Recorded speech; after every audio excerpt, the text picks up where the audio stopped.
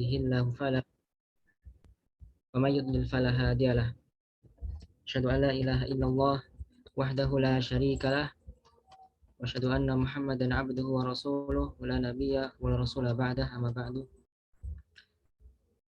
Pertama-tama marilah kita panjatkan puji syukur kita kehadirat Allah Subhanahu wa taala yang telah memberikan kita beribu-ribu nikmat, taufik serta hidayahnya, sehingga dengan nikmat tersebut kita bisa menjalankan rutinitas kita, yaitu setiap pekannya mendalami ilmu tajwid.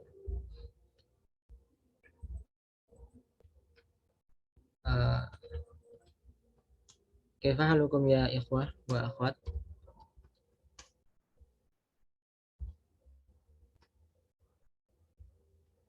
Alhamdulillah bi khair, Ustaz. Alhamdulillah. Dan tak lupa pula salawat serta salam semoga tetap tercurahkan kepada junjungan kita Nabi Agung Muhammad SAW, kepada keluarganya, sahabatnya, dan kepada orang-orang yang senantiasa mengikuti sunnahnya hingga akhir yaumil kiamat nanti. Baiklah, seperti biasanya setiap hari Sabtu itu yang bertepatan dengan jadwal anak, insya Allah kita akan melanjutkan pembelajaran kita tentang tajwid. Karena diktat PDF-nya itu sebagian nggak bisa, tadi udah Ana cek ternyata nggak bisa dibuka, jadi karena ada bukunya, jadi Ana buat PPT sendiri. Nanti misalnya belum lengkap PPT-nya, Ana belum buat semua PPT-nya, jadi nanti sekalian kita bahas bersama-sama, lalu sekalian dibuat PPT-nya.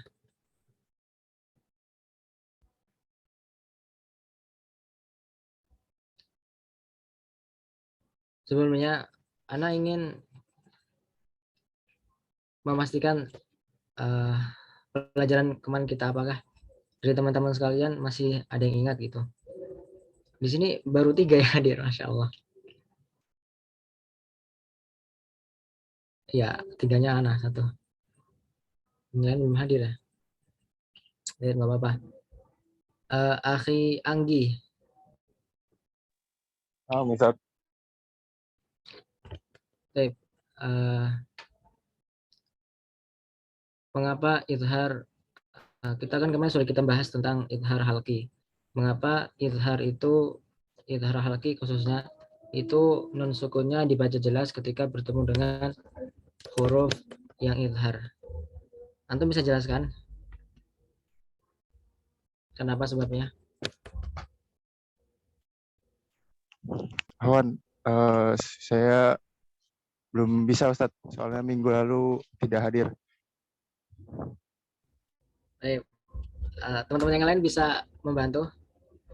Mungkin yang dari akhwatnya, karena yang ikhwan cuma satu doang di sini yang hadir. Yang lainnya belum hadir. Ukhti Khansa atau Ukhti Nurul, silakan bisa membantu jawabannya.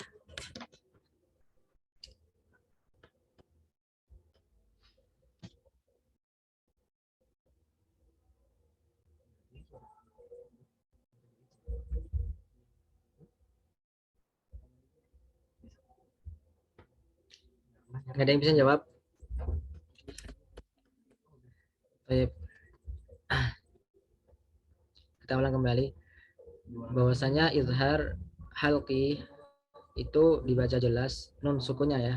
Nun sukunnya itu dibaca jelas karena antara makhraj nun sukun dan juga huruf halqi, karena memang huruf izhar itu adalah huruf halqi. Hamzah, ha, ain, wain, ha, kha, itu semuanya di halqi, di tenggorokan. Maka huruf nun ataupun nun yang sukun itu harus dibaca jelas dengan disertai menjaga sifat dari nun tersebut, yaitu tawasud.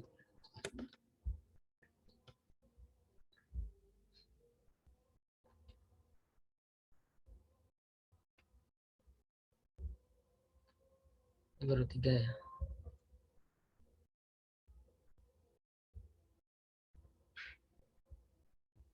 Oke, kita lanjutkan saja. Kita lanjutkan pelajaran kita. Kemarin kita sudah membahas tentang nun sukun dan tanwin sampai bab iqlab. Sekarang kita masuk pembahasan tentang ikhfa. Ikhfa hakiki. Bisa ikhwan wa akhwat sekalian perhatikan di layar bahwasanya ikhfa hakiki, ikhfa itu secara bahasa adalah asatru, yaitu tertutup atau sitar juga. Ana masih ragu bacanya sitar atau satru. Ya, yang pada intinya bahwasanya al-ikhfa itu artinya adalah tertutup atau samar. Seperti halnya misalnya ada sebuah kajian, di dalam kajian tersebut antara ikhwan dan akhwat itu dipisah menggunakan sitar pemisah. Nah, di situ berarti kan tertutup ataupun samar, nggak kelihatan.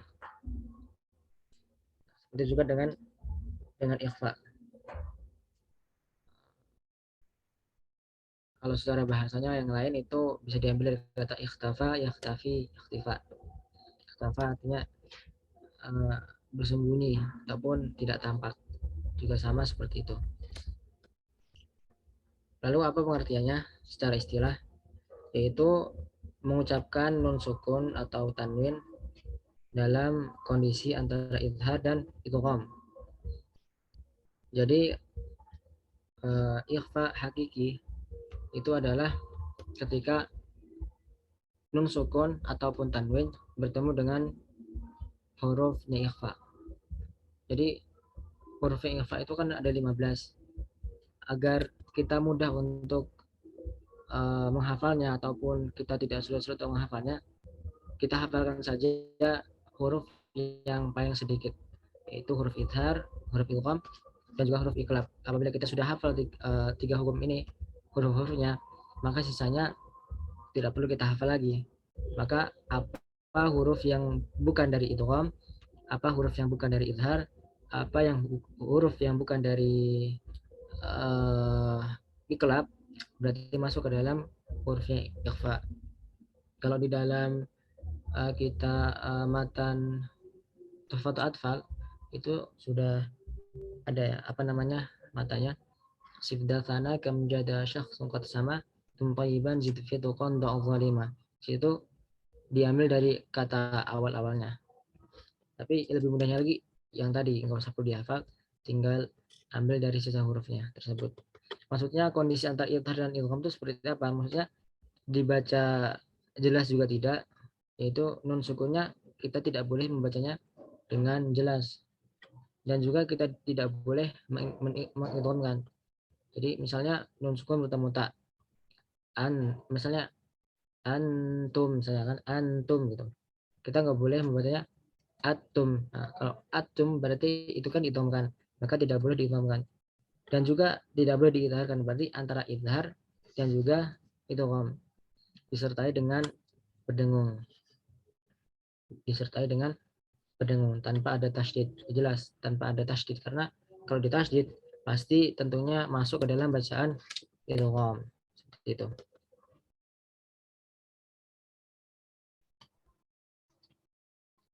Di sini paham tentang ikhfa hakiki?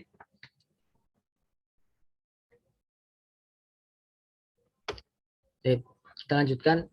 Ada beberapa catatan tentang masalah ikhfa hakiki.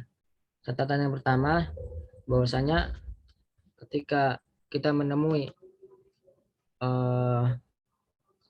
bacaan ikhfa hakiki, maka yang harus kita lakukan adalah wajib untuk tidak menempelkan ujung lisan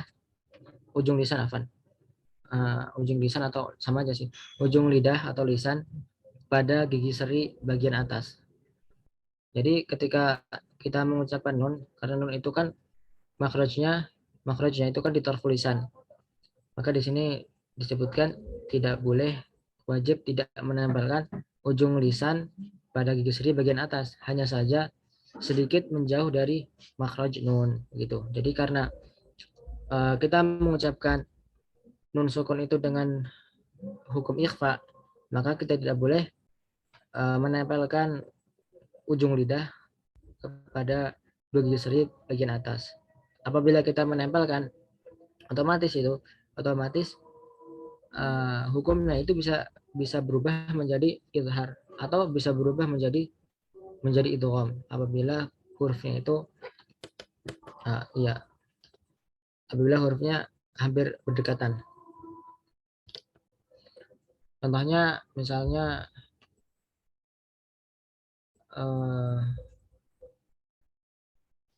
contohnya seperti apa ya?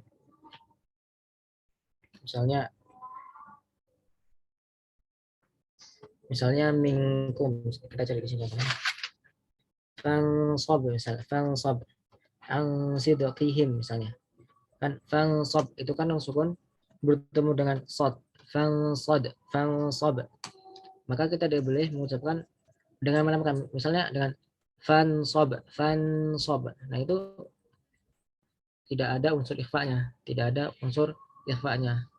Jadi dengan kita mengikhfakan, maka konsekuensinya adalah kita tidak boleh menempelkan ujung lidah pada gigi seri bagian atas gitu. Dan catatan yang kedua adalah batasan tingkatan ikhfa ditinjau dari segi jauh dan dekatnya antara makhraj huruf ikhfa dengan huruf nun. Jadi di sini ketika kita menemui hukum ikhfa, hukum bacaan ikhfa, maka ada tingkatan ikhfa di dalamnya. Yang pertama, tingkatan yang paling kuat, yang paling tinggi, yaitu ketika bertemu huruf nun sukun bertemu dengan to, dal, dan ta gitu. Bertemu dengan to, dal, dan ta. Karena di sini dekat dengan idgham, mendekati idgham begitu. Karena mendekati idgham, maka ikhfa-nya itu kuat begitu. Begitu juga dengan gunahnya. Contohnya di sini ang tobak nun sukun bertemu dengan to. Ang tobak. Dan nun sukun bertemu dengan to, jelaskan nun bertemu dengan to. To itu sama-sama makhrajnya itu di lisan. To itu makhrajnya di dhahru tarf lisan, sedangkan nun itu makhrajnya di tarf lisan. Sama, makhrajnya berdekatan, makhrajnya sama, cuman yang membedakan adalah sifatnya. Oleh sebab itu, maka tingkatan ikhfa-nya itu juga paling tinggi antara to, dal, dan juga ta. Dan tingkatan yang kedua, tingkatan yang paling bawah. Jadi tingkatan yang paling bawah ini ketika bertemu dengan qaf dan kaf. Mengapa? Karena mendekati izhar. Nah, karena tadi kita sudah bahas masalah ikhfa itu kan keadaannya antara izhar dan juga antara idgham. Nah, jadi di sini yang paling kuat adalah yang mendekati idgham, dan yang paling lemah, yang paling bawah itu ketika mendekati izhar. Mengapa mendekati izhar? Karena huruf qaf dan kaf itu berjauhan makhrajnya dengan huruf nun begitu. Maka dibaca samar, tapi tidak, tingkatannya ikhfa-nya itu tidak sekuat yang tingkatan yang pertama, yaitu ketika bertemu dengan qaf, dal, dan juga ta. Ang tabak. Kalau dal min dunil. Suaranya banyak ya. Jadi kita cari di sini.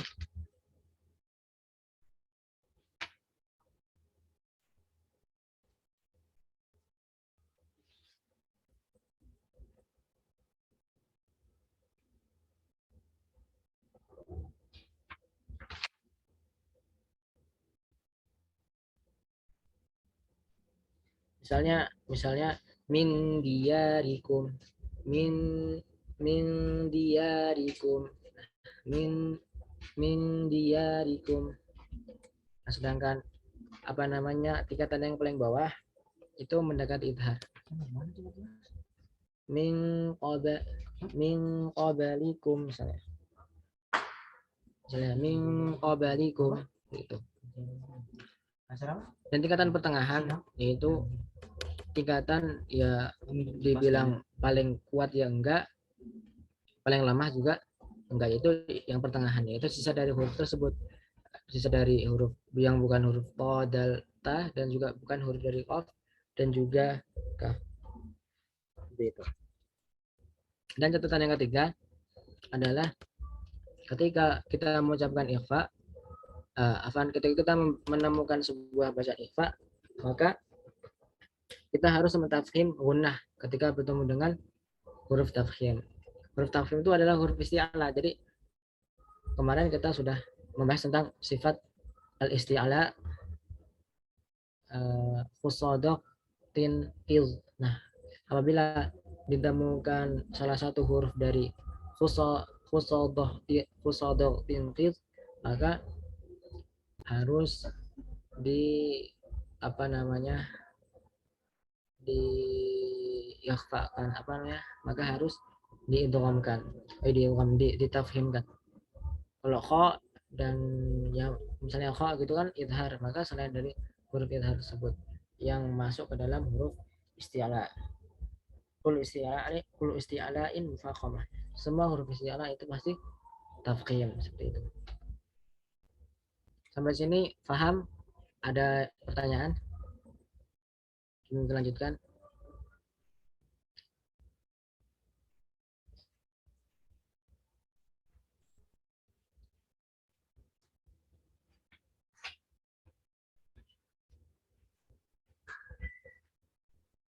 Cara membedakan ikhfa yang huruf qaf dan kaf bagaimana?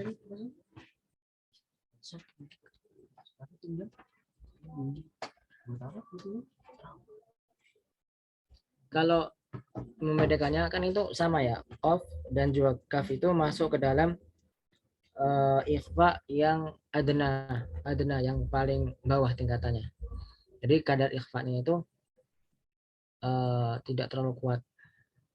Nah, sedangkan membedakannya adalah kalau kaf misalnya minkum gitu, itu kan tanpa tafkhim. Sedangkan qaf itu kan tafkhim. Min qablikum misalnya min qablikum itu juga harus ikhfanya itu diidghamkan, begitu, diidghamkan. Bedanya seperti itu. Sedangkan ketika bertemu kaf, maka dia tidak boleh diikhfakan.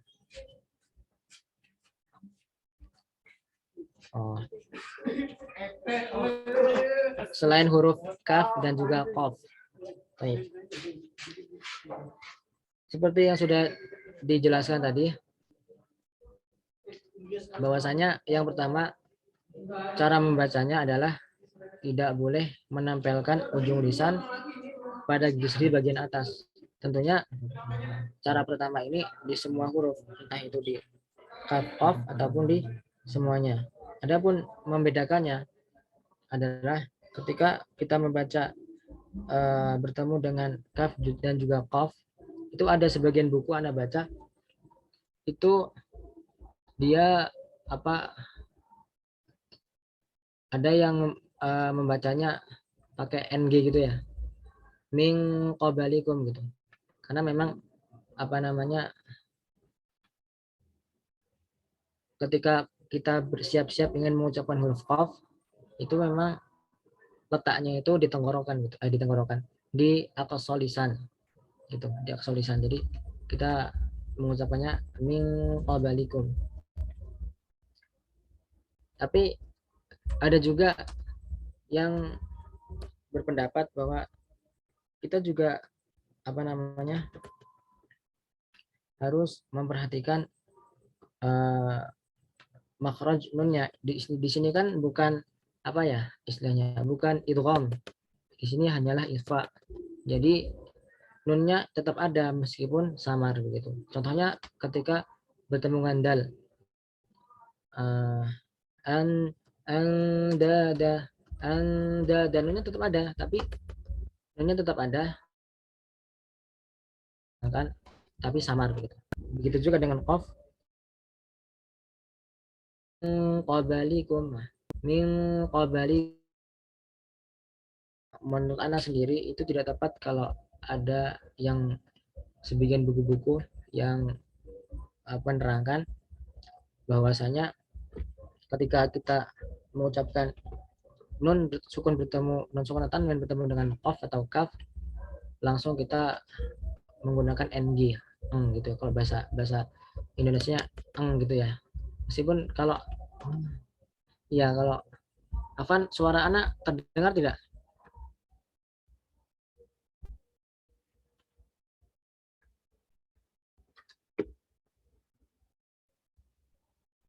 Sinyalnya agak susah.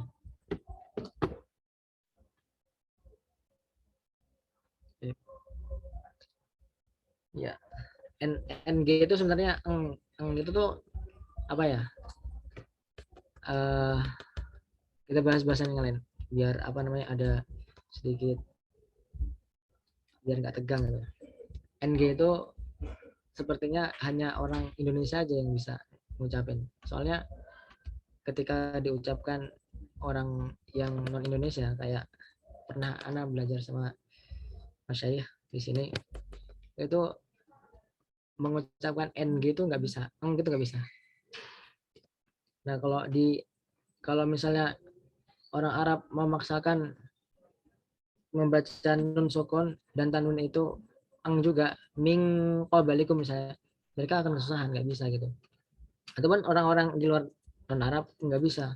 Maka kalau orang Inggris angel gitu kan, angel kalau bahasa Jawa, angel dibaca angel gitu kan, bukan angel juga kan, angel, karena memang lidah mereka nggak bisa gitu. Jadi kalau meskipun lidah Indonesia itu fleksibel ya, bisa ya ngomong sebisanya, tapi tentunya tetap apa namanya disesuaikan dengan lidah yang lain ya gitu. Jadi membedakannya memang begitu. Kalau nun sukun bertemu qaf itu kita lebih mudah uh, memasukkan qafnya, min qabalikum, dan cara membacanya ya tingkatan ikhfa-nya itu dia lebih rendah, tidak kuat seperti pada huruf ta, dal, dan juga ta, karena dia mendekati izhar begitu. Min qabalikum, sebenarnya juga masih kesulitan cara membedakannya, karena juga ini dapat wawasan ini dari buku Tesir Fathul Rabbani. Jadi nanti insya Allah nanti akan Ana cari lagi apa namanya cara membedakannya yang benar bagaimana. Yang jelas apa namanya yang Ana ketahui bahwasanya ketika membaca huruf kaf, mil milka milqa sama min ang dada misalnya ang tobak itu apa namanya kadar ikhfa-nya itu lebih kuat yang to, da, dan juga ta gitu. Kadar samarnya, samar apa? Samar nunnya. Sedangkan qaf itu samarnya rendah gitu. Min qabalikum. Sebenarnya kalau dipraktekkan susah banget membedakannya. Karena juga sendiri masih belum apa namanya menguasai. Jadi insya Allah nanti kita cari lagi referensi yang lain. Cari lagi referensi lain akan bisa mungkin pekan depan kalau ada. Pekan depan kita nggak ada ya. Mungkin bulan depan insya Allah kita bahas lagi tentang masalah membedakan of, kaf, dan juga huruf yang lainnya gitu.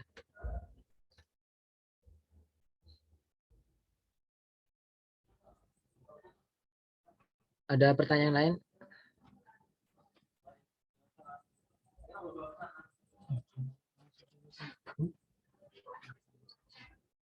Kalau tidak ada, kita lanjutkan lagi. Hukum mim dan nun yang bertasydid.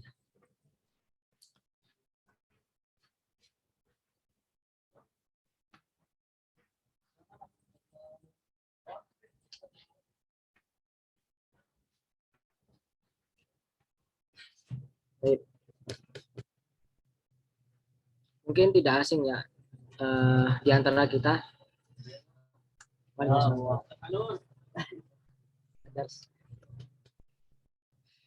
Baik.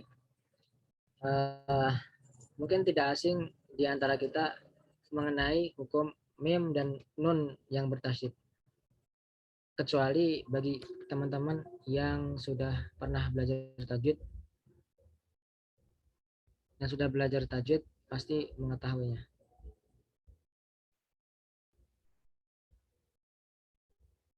Yang belum pernah belajar tajwid, yang belum pernah belajar tajwid pasti sangat asing dan juga apa maksudnya hukum mim dan nun yang bertasydid ini. Jadi apabila tasydid itu seperti mahkota gitu ya bentuknya. Kalau teman-teman yang ada yang sama sekali nol nggak tahu baca Quran misalnya ikut ini karena memang dari nol ikutnya.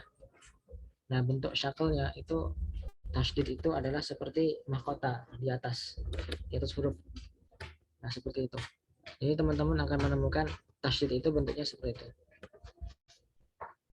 Nah mim dan nun yang bertasydid ini berlaku pada isim, fi'il, dan juga huruf. Jadi karena pembahasan yang lalu itu ada sebagian pengecualian seperti hukum idgham. Hukum idgham itu kan ada pengecualian apabila satu kata itu kan berarti tidak dibaca idgham, dibaca idhar mutlak. Nah, sedangkan masalah hukum mim dan nun bertasydid itu tidak ada pengecualian, semua keadaan, semua tempat, entah itu di isim, entah itu di fi'il, entah itu di huruf, itu tetap mengenai hukum nun sukun dan mim yang bertasydid. Atau bahasanya itu gunnah musyaddadah gitu. Gunnah musyaddadah. Misalnya summa itu kan termasuk huruf ya. Summa begitu. Kemudian ya huruf. Nah, meskipun itu huruf tapi tetap dikenai hukum gunnah musyaddadah. Nah, hukumnya bagaimana? Wajib menggunakan atau berdengung dengan kadar panjangnya 2 harokat pada kondisi wasol ataupun waqaf. Jadi perlu diperhatikan ketika membaca Al-Quran, apabila kita menemui waqaf yang di belakang waqaf, yang di waqafnya tersebut di akhir katanya itu adalah nun atau mim yang bertasydid, maka kita wajib untuk menggunakan. Kadang-kadang ada sebagian kita itu lalai, yaitu ketika kita menemukan nun yang bertasydid, meskipun itu waqaf, kita tidak didengungkan karena pada dasarnya semua huruf yang bertasydid kecuali tasydidnya ini tambahan ya seperti idgham itu kan enggak. Misalnya huruf yang bertasydid itu di tengah-tengah pada suatu isim atau fi'il itu aslinya adalah ada 2 huruf. Ada 2 huruf situ. Apabila kita tidak mendengungkan itu sama saja kita membuang satu huruf di dalamnya. Contohnya allama yu'allimu. Misalnya di sini kan tasydid ya, meskipun di sini bukan gunnah ya. Tapi di sini kita bahas tentang tasydidnya. Allama yu'allimu. Kalau kita bacanya allama itu sudah mengubah makna dan juga sudah mengurangi hurufnya. Kalau allama itu ada tasydid di tengahnya. Maka artinya adalah mengajari, sedangkan alama itu alama itu sama saja dengan mengetahui. Jadi ini sangat harus kita perhatikan tentang masalah hal seperti ini. Baik, itu masalah hukum mim dan nun yang bertasydid. Insyaallah mudah ya. Insyaallah mudah masalah ini, masalah hukum mim dan nun yang bertasydid. Silakan apabila ada yang bertanya, silakan tafadhol yang bertanya masalah hukum nun mim sukun dan mim dan nun bertasydid atau mim sukun lagi. Hukum mim dan nun yang bertasydid, silakan.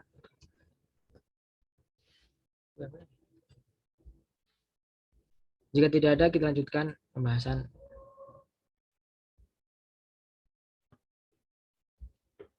Pembahasan yang selanjutnya sudah di itu Mas.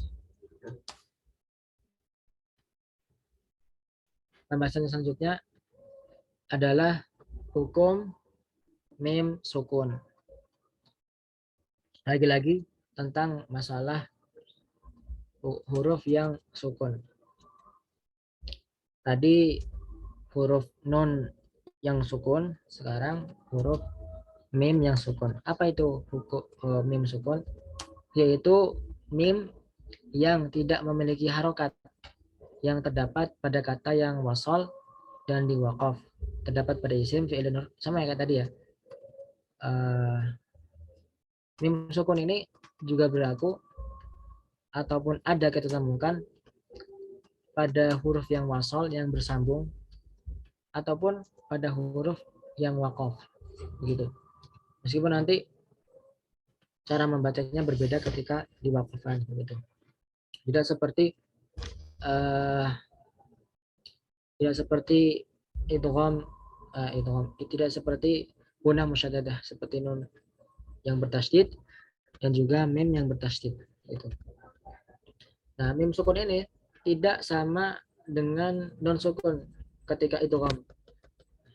Yang kita bahas tadi, non sukun ketika idgham itu ketika menjadi satu kalimat itu idgham mutlak, sedangkan yang ini apabila menjadi satu kalimat atau satu kata maka tetap mendapatkan konsekuensi hukumnya tetap ada, yaitu tetap harus maksudnya hukumnya tetap tidak boleh diubah, misalnya menjadi idhar maka tidak bisa.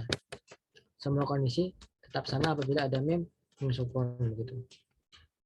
Jadi jangan terkecoh, misalnya kita sudah belajar tentang nun sukun dan juga tanwin. Apabila menjadi satu kata maka dia harus dibaca idhar mutlak. Nah, apabila kita temuin nun sukun menjadi satu kata, maka kita jangan terkecoh, jangan kita sekali membaca idhar gitu. Nah, mim sukun ini ada 3 pembahasan utama, 3 pembahasan pokok. Yang pertama adalah ikhfa syafawi, yang kedua ada idgham mimi ataupun idgham mislan shaghir, dan yang ketiga adalah izhar syafawi. Yang ketiga adalah izhar syafawi. Di sini berkaitan dengan bibir ya. Mengapa disebut syafawi? Karena memang di sini berkaitan dengan bibir. Mim di mana mim? Mim makrojnya adalah di bibir. Tidak didudukkan lagi. Kita bisa mengetahui makrojnya dengan mudah ketika kita mengucapkannya. Misalnya mim. Jelas makrojnya itu di bibir. Kalau misalnya di lidah kan nggak bisa. Mana bisa mengucapkan mim itu di lidah? Nggak mungkin bisa. Nah, kebanyakan dari kita itu ketika makrojnya itu di lidah, malah yang diutamakan atau yang difokuskan malah di bibir. Contohnya so. Kebanyakan dari kita ataupun dari orang yang belum belajar tajwid atau belum belajar makhraj huruf, mereka condong so itu dummu syafatain, yaitu memonjongkan 2 bibir. Ini sangat salah. Karena apa? Titik dari makhraj so itu tentunya adalah di torful lisan. Torful lisan yang bersamaan dengan 2 gigi seri bagian bawah gitu. yang menjulur ke bawah kan. So itu torful lisan itu menjulur ke bawah yang berhadapan dengan dua gigi seri bagian bawah. Gigi seri bagian bawah sehingga suara itu menjepit. Suara itu mengalir dengan menjepit menghasilkan sifat sofiyah yang sudah kita belajar yang lalu. Begitu.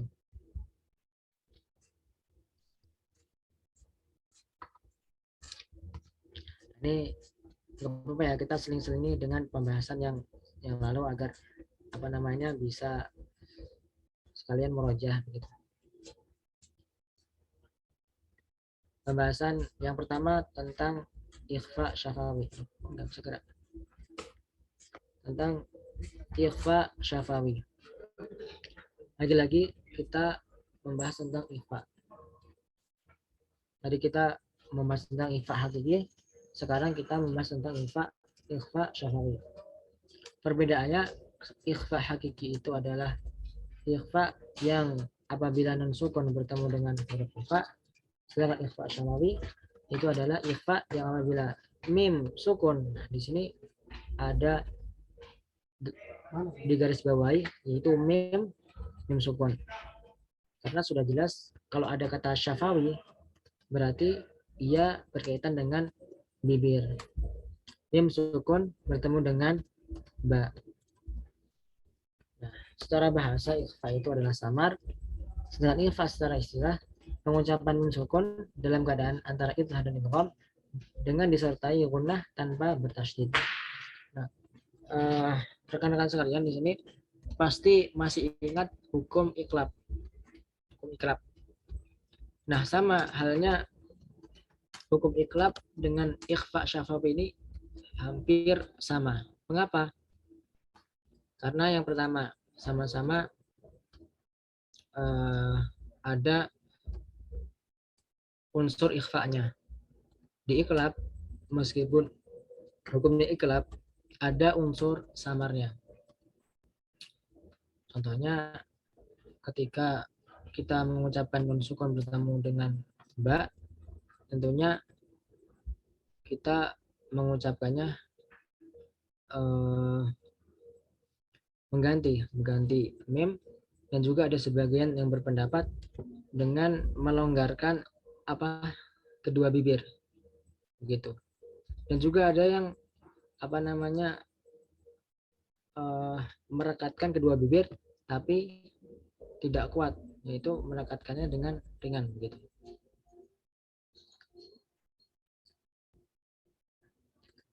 Nah, di sini hurufnya ada ba, sama halnya dengan iklab. Iklab juga sama, hurufnya juga ada satu doang, yaitu ba.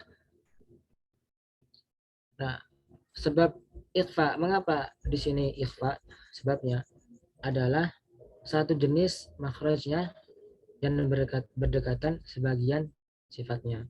Jadi apabila kita ingin tahu mengapa kok mim bertemu dengan ba itu dibaca ikhfa, karena makhrajnya berdekatan. Mim tersebut makhrajnya berdekatan dengan ba, sedangkan sifatnya makhrajnya itu sama, sedangkan sifatnya itu berdekatan. Coba kita ulas kembali makhrajnya. Mim dan ba itu sama-sama di syafatain, dua bibir. Mim dan ba. Ba itu memiliki sifat syiddah, sedangkan mim memiliki sifat bainiyah, yaitu tawassut, tidak syiddah dan juga tidak rokhawah. Kita sudah membahas kemarin tentang sifat huruf. Kalau syiddah itu yaitu tidak mengalir suara, jadi memang benar-benar suara itu tidak mengalir. Contohnya a, ba, ketika disukun ab, a tidak mengalir. Beda dengan yang mengalir. Contohnya ash, contohnya as, contohnya lagi au, itu suaranya mengalir. Sedangkan untuk mim itu dia bainiyah, dia juga dia tidak syiddah. Jadi mim itu tidak syiddah. Jadi ketika kita nanti ada pembahasan izhar syafawi, soalnya nanti kita bahas di pembahasan berikutnya, apabila kita bertemu dengan izhar syafawi, mim sukun bertemu selain ba dan juga mim, berarti dia izhar syafawi. Maka hak kita, hak huruf tersebut maksudnya, hak huruf mim adalah harus kita tegakkan, yaitu memiliki sifat bainiyah. Tidak boleh kita membacanya dengan sifat syiddah. Misalnya wala. Contohnya apa? Contohnya lagi yang mim sukun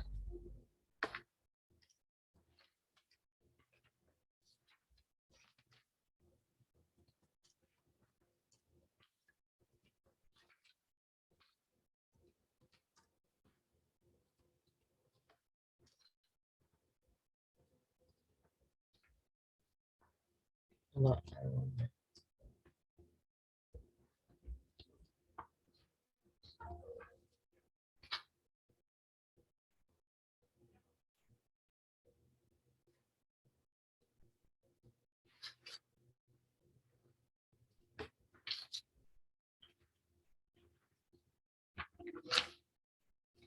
Contohnya di sini alhamdu, alhamdu.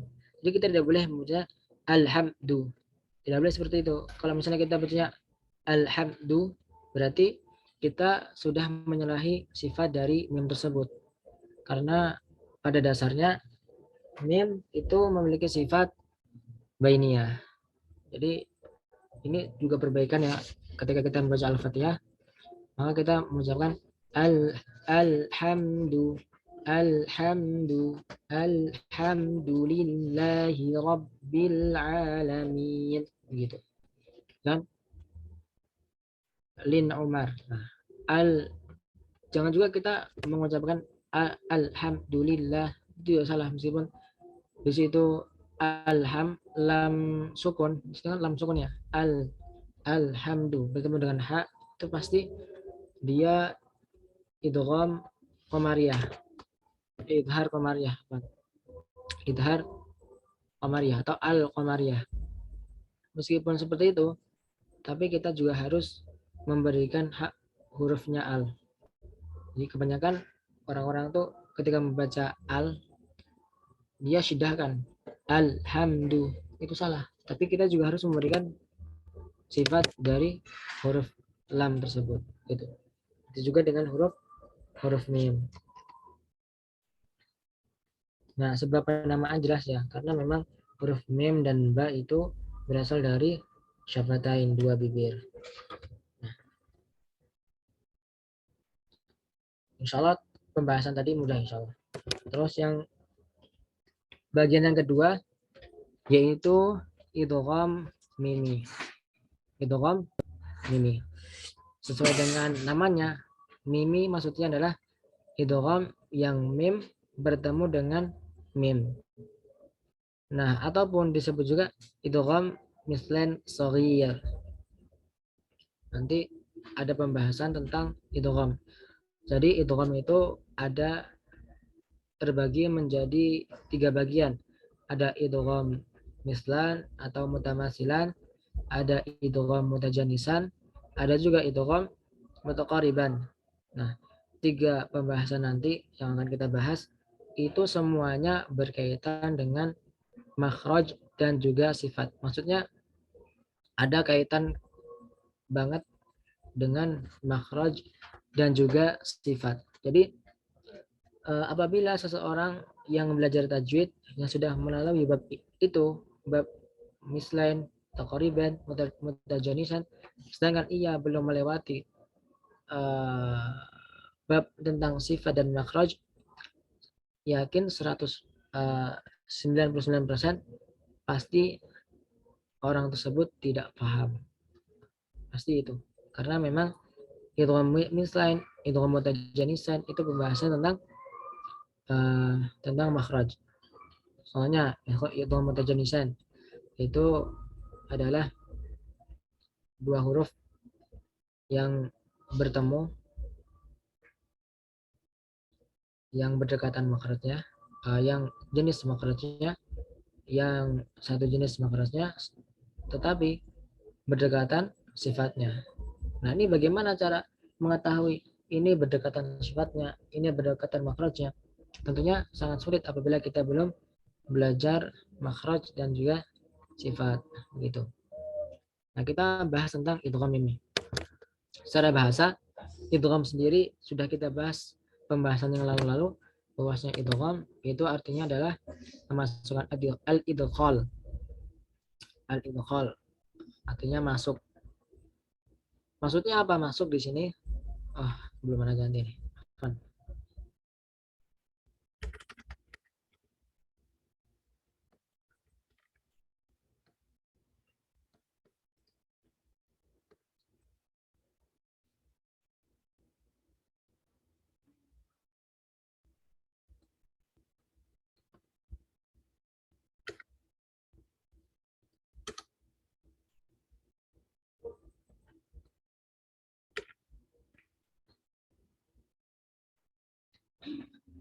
Idgham secara istilah yaitu memasukkan mim sukun yang ada pada akhir kata. Jadi jelas ya, mim sukun yang ada pada akhir kata. Atau bisa juga di tengah kata sih. Bisa juga di tengah-tengah kata. Yang pertama, tapi di sini apa namanya agar simpel aja, agar enak memberikan definisinya, yaitu memasukkan mim sukun yang ada pada akhir kata. Jadi sebuah kata begitu, satu kata itu di akhirnya itu ada mim sukun, itu dimasukkan mimnya pada mim yang kedua pada awal kata. Jelaskan ya. Yang berharokat. Sehingga menjadi satu huruf yang bertasydid dengan kadar dengung 2 harokat. Dengan kadar dengung 2 harokat.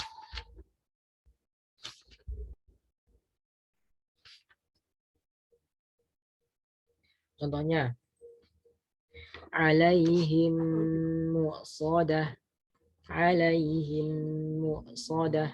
Mim sukun bertemu dengan mim. Alaihim mu'sadah. Contohnya seperti itu.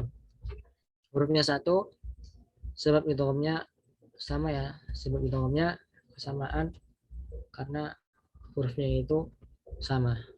Mim bertemu dengan mim. Sampai sini paham? Ada yang bertanya? Silakan jika ada yang bertanya.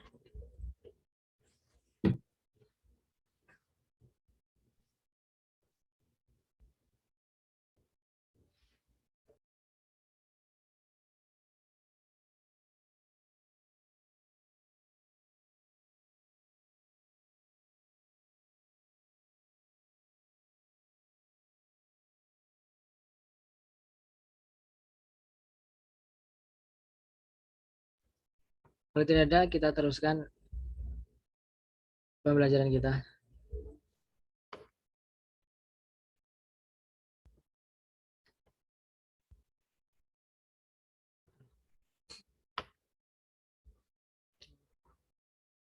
Pembagian yang terakhir pada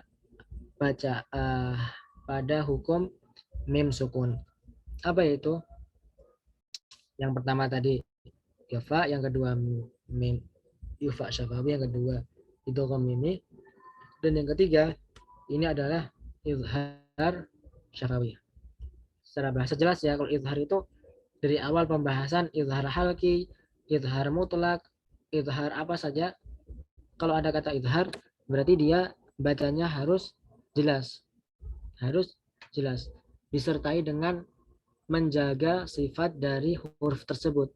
Jangan mentang-mentang jelas kita ubah sifatnya, nggak boleh. Nah, ikhfa secara istilah mengeluarkan makhraj mim dari makhrajnya tanpa adanya gunnah secara sempurna, begitu. Jadi tidak ada unsur gunnahnya. Meskipun kalau kita bahas tentang sifat gunah pada mim tetap ada. Maksudnya gunah di sini adalah tidak ada unsur dengungnya, gitu maksudnya. Bukan gunah dari segi tingkatan, gitu ya. Maksudnya tidak ada unsur dengungnya. Hurufnya sisa dari huruf yang dua tadi. Yang pertama kan huruf ikhfa syafi ba. Yang kedua huruf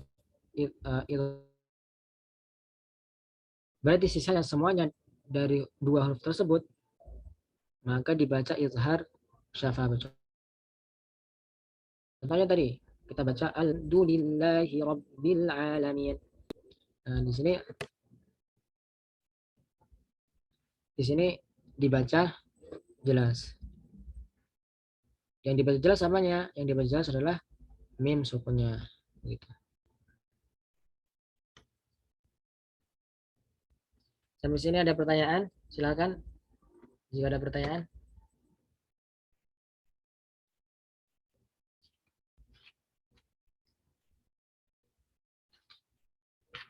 Ini 5 menit lagi. Kita teruskan atau udah nih? Kita bahas sedikit aja ya masalah idgham. Nah, kalau di buku apa namanya?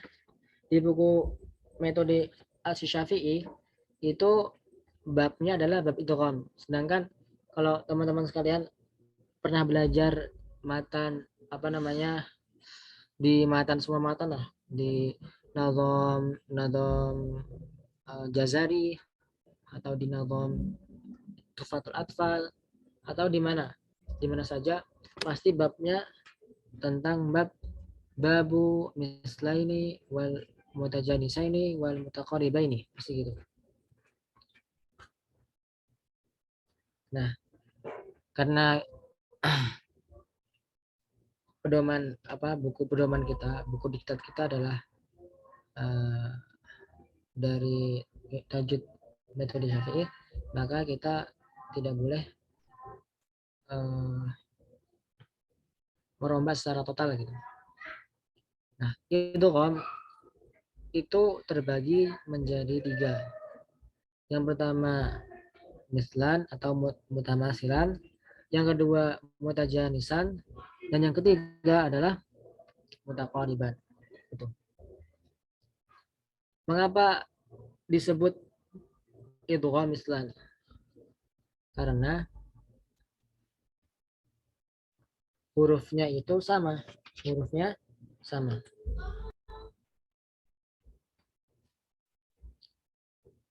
Atau mutamasilan apa? Yaitu hurufnya sama. Sebagaimana penjelasan di sini, 2 huruf yang memiliki kesamaan nama, bentuk, tulisan makhraj, dan juga sifatnya. Jadi semuanya sama.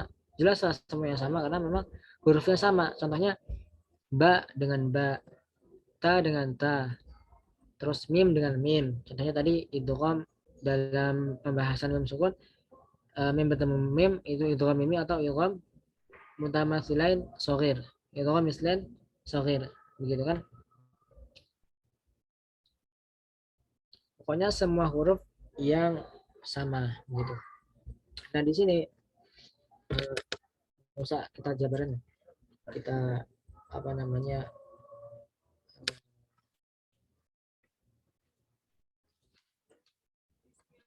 kita terangkan secara ringkas saja karena waktu tinggal sedikit. Soalnya nanti penjelasannya kita bahas di pertemuan yang akan datang. Terus pembagian yang kedua adalah mutajanisan. Mutajanisan ini adalah 2 huruf yang sama makhrajnya namun berbeda sifatnya. Sama makhrajnya namun berbeda sifatnya. Nah, kalau kita nggak belajar makhraj huruf dulu, maka kita akan susah. Yang sama sifatnya itu huruf apa aja, kan susah membedakan. Yang mendekati sifat itu apa aja, kan susah. Contohnya, kita ambil contoh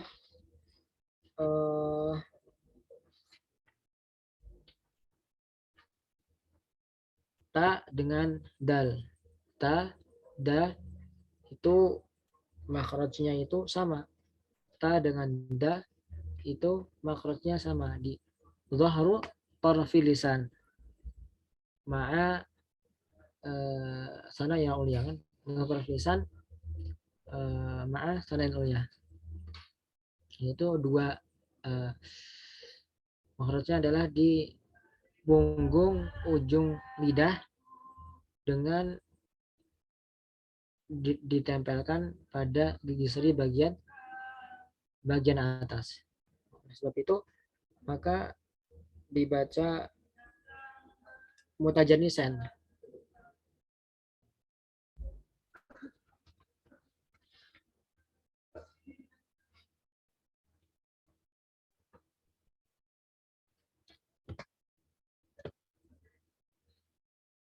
Nah, antara ta dengan dal itu sifatnya sama atau tidak? Sifatnya tidak sama, sifatnya berbeda. Apa tadi anak ralat bahwa mutajanisan itu bukan sifatnya berdekatan, tapi sifatnya berbeda, bahkan berbeda. Nah, yang berdekatan itu adalah mutaqariban. Contohnya dengan ta dengan dal itu satu makhraj, namun sifatnya sangat berbeda. Ta itu sifatnya apa?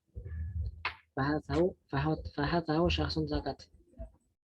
Nah, di situ memiliki sifat hamas. Memiliki sifat hamas.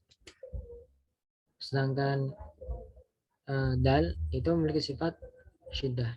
Beda. Dal itu sifat jahar, dal sifat jahar, sedangkan ta itu memiliki sifat syiddah.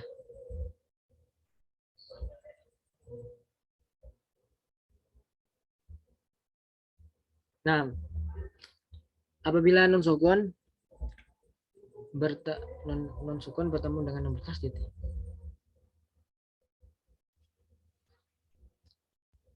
nun sukun ya misalnya non sukun non yang non tasdidnya dibuang itu tetap nggak apa-apa ya, maksudnya pasti tetap diidghamkan gitu ya. Semua huruf non sukun bertemu dengan non yang berharokat tetap dibaca idgham mislan begitu, idgham mislan itu dalam apa namanya pembahasan idgham.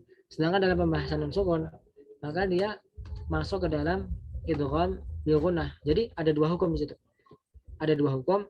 Selain idgham bil gunnah dia juga masuk ke dalam idgham mislan gitu. Contohnya lagi yang sudah kita bahas tadi idgham mimi. Selain dia idgham mimi, dia juga masuk ke dalam idgham mutamatsilan gitu. Idgham mutamatsilan. Karena semua huruf yang dia itu sama jenisnya, maka dia masuk ke dalam idgham mutamatsilan. Karena pembahasan di sini kan idgham. Idgham itu kan masuk begitu. Jadi huruf apa saja yang masuk pasti pembahasnya di idgham gitu. Sampai sini paham?